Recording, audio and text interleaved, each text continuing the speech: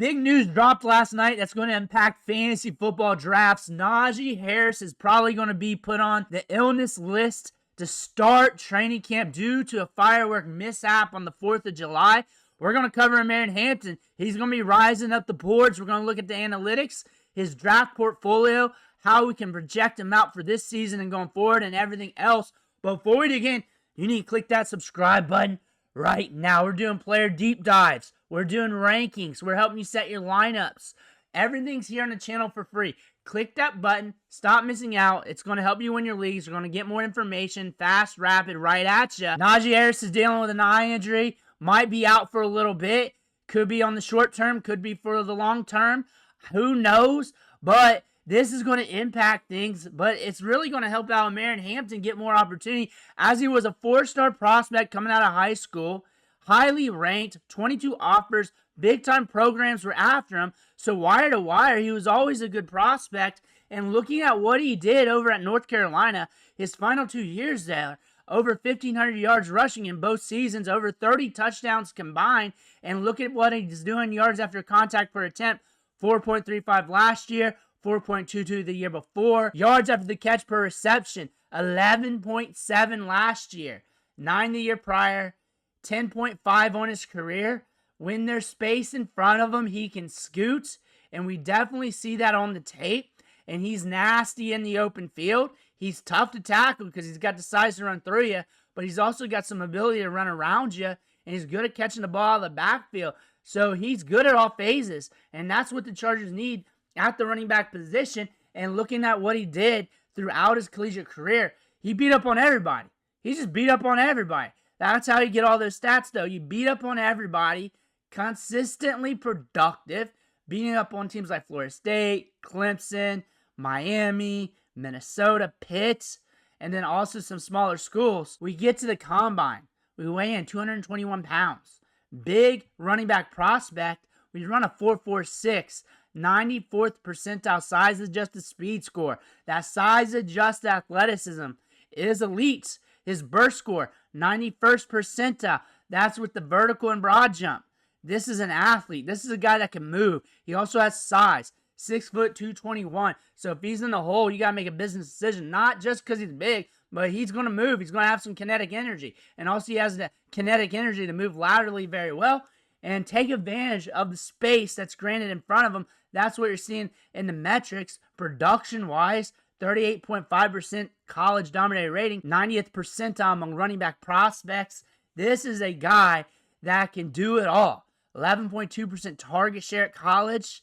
That's 85th percentile among running back prospects. You're looking at a running back here, drafted in the first round, that's looking to make an impact early. And looking at where he's going at in drafts, I'm expecting him to go up over the weekend. I'm expecting him to lurk into the 3rd round, early 4th into the 3rd, somewhere around there.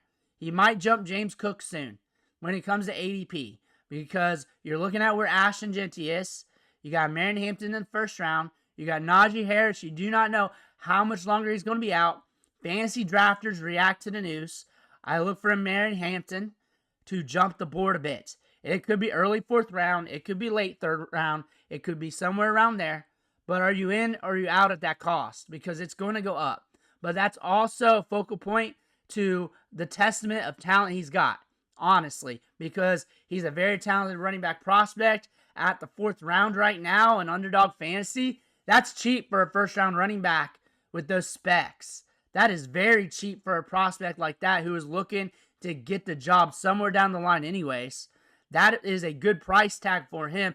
Now it's probably just going to jump up to where it should be, and it was probably going to jump up higher throughout training camp anyways. It's just going to do it much quicker, but this is going to allow him to get more opportunities to see the field, allow him to get more practice time, more practice reps, more looks, and the coaching staff is going to look at him more, and Omarion Hampton might gain so much steam that he's going to get more touches than what was going to happen anyways, because Najee Harris is going to be out, and we do not know how long he's going to be out. That could be the first week of practice. That could be the first half. That could be all of training camp. We don't know. But he's going to not be out there for training camp. And Omarion Hampton's going to be soaking up the work. And as he gets more work, and as Najee Harris is out for more days, Omarion Hampton's stock is going to continue to rise. Fantasy gamers covet running backs for the Chargers. they have since LaDainian Tomlinson. Doesn't matter who it is. Omarion Hampton's that next dude up, and everybody will be looking at Omarion Hampton as their next prized possession. And at that price tag, considering the ambiguousness of what could happen this season, the size of just athleticism, him being drafted in the first round, with how Harbaugh likes to use running backs, how badly he wants a running back to just succeed in the offense, Omarion Hampton is a guy people are going to covet, and he's going to be a player that's going to rise the board. Hassan Haskins ain't going to be out Hampton. Kamani Vidal, we saw that experience last year. You want to watch Raheem Rocket Sanders, because at one time he was one of the better running backs in all of college football. You need to pay attention to him to see if he climbs the depth chart at all. He's a UDFA, but like I've been telling you, this is one of the best running back classes of all time. You're going to see some late rounders, some UDFAs climb some depth charts here. He might usurp some of these other running backs, and with him possibly getting more opportunities due to one of the running backs being out, he might get some notice in training camp. Pay attention to him. I look for Omarion Hampton to be the guy, though, so don't get that twisted. But I also want to call that out. Raheem Rocket Sanders, good size, adjusted athleticism to him as well.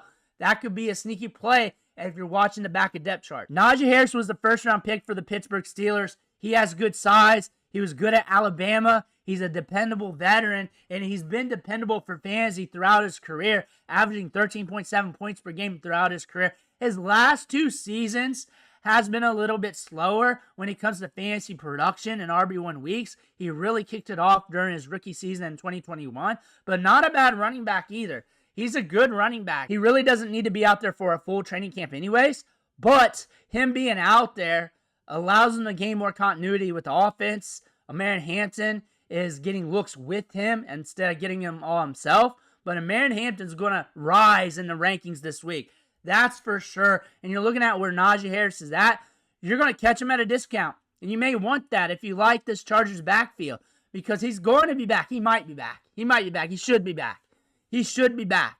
You're going to catch him at a discount. If I would guess, maybe that round 12 territory, that alley of upside running backs of Rachaad White, Trey Benson, Ray Davis, which are still going to make a decision, maybe even below that even, considering Omarion Hampton's going to get so much hype. And it really depends on how long he's out. If he's only out like 1 or 2, 3 practices, then he ain't going to move much. But considering he's going on that list, that's an indicator that it could be longer than expected. So if that happens, it could go past that point. You might be able to pick him up at a decent discount. Kamani Vidal, just pay attention to him. He's an okay prospect, a good guy to have on the back of a depth chart for an NFL team. Good size, adjusted athleticism. Fantasy football-wise, he could pop here and there if given the opportunity. Usually scab running backs, if they're thrusted into an opportunity, they will give you some sort of production once out of 3 games. That's the thing about fantasy football and the running back position. You don't have to be that good of a running back to be good at fantasy football or be usable. You just have to get touches. And if he's getting touches, he's got enough pop and good enough in the passing game where he could give you something if something happens to Omarion Hampton or some of the other running backs and you get thrust into a role. But pay attention to Kamani Vidal. He does have some good speed. He could blow you back a bit.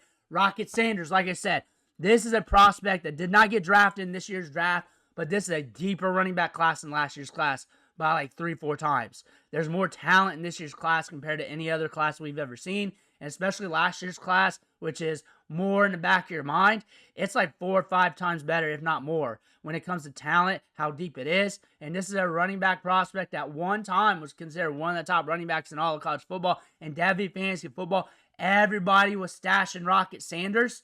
Now, he's not like Saquon or anything like that. He's not a sneaky Saquon. He's just a good running back. He's a guy to pay attention to.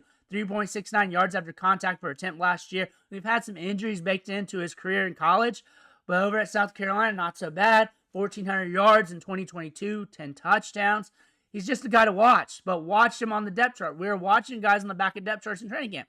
That's one thing we do in training camp. So if I see a guy, I'm going to call it out. This is the guy to pay attention to. Now we're looking at the pace of play here for the Chargers. Their rush attempts was 27 per game. Look for them to try to increase that because they showed their hand picking up Najee Harris, picking up Omarion Hampton, that they want to increase stats. They had some injuries at the running back position last year. Also, game scripts will impact this, but still look for them to try and increase how many times they run the ball this year. It might push 30. It might be closer to 50-50.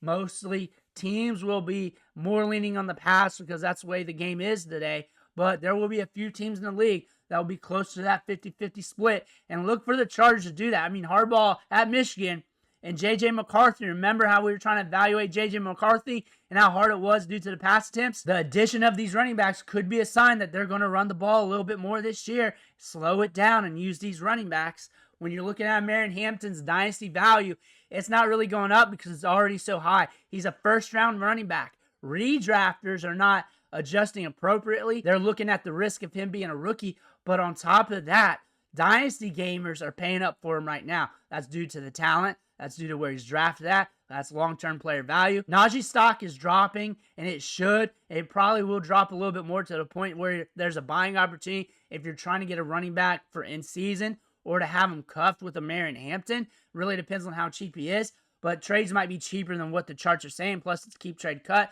So it's not always 1-for-1, but it's really close to ADP and it's free. Omarion Hampton, though, is up there when it comes to value. That's another indicator that redrafters, best ballers, are a little bit low on him in value, and that it's got to come up somewhere down the line, especially when he starts getting more work. Looking at Najee Harris's contract here, we got a one-year deal. They're not married to him. So if they feel like they want to lean on Omarion Hampton or if they want to get him more experience, they're going to do it.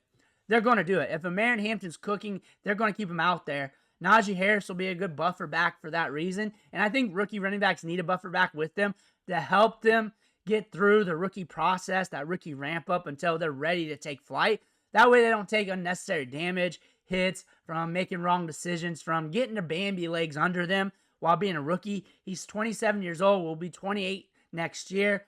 I don't look for him to be with the Chargers forever or having multiple contracts. And remember, he's a dog. This is a big-time prospect, drafted in the first round.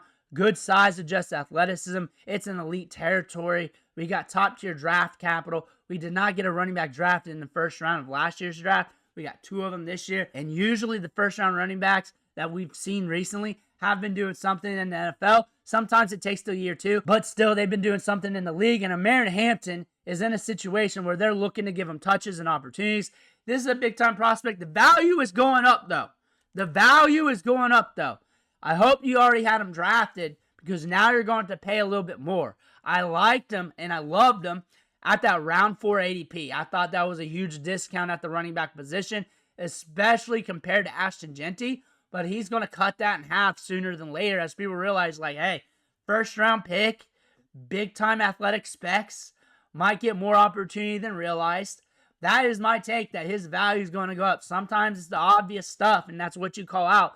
And if you're calling out random stuff, then what are you really doing there? But I look for him to get the touches. I look for him to get the workload this season. Maybe there's a rookie ramp up in the beginning of the year, weeks 1, 2, 3, or longer. And then eventually, somewhere down the line, he takes flight and starts going off. Or it could be sooner than realized. But this is a tremendous talent that we're looking at here and is a guy that's going to be climbing the board. Let me know what you think in the comments below. I want to hear about that. Make sure to hit that subscribe button on the way out. One thing for watching. Catch you on the next video.